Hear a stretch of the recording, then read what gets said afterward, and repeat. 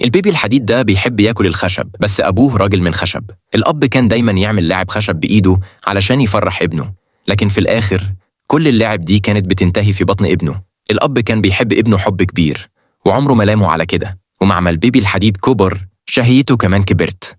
كل عفش البيت اتاكل. واحدة واحدة البيت ابتدى يبوظ ويتداعى. الأب كان بيشتغل ليل نهار علشان يصلح البيت، بس عمره ما كان يلحق على قضم ابنه. وفي يوم من الأيام البيبي الحديد قضم عمود خشب، فالبيت كله وقع.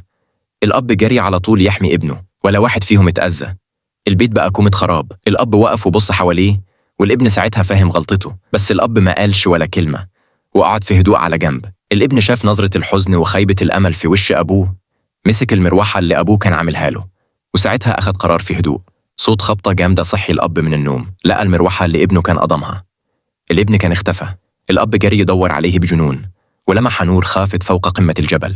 جري ناحية القمة والمطر بيزيد، وما وقفش لحظة. لما وصل فوق شاف ابنه، وهو بيقرب لاحظ إن عينيه مقفولة والنار اللي في صدره كانت طفت. الأب حاول ينفخ في النار بكل قوته، بس مفيش فايدة.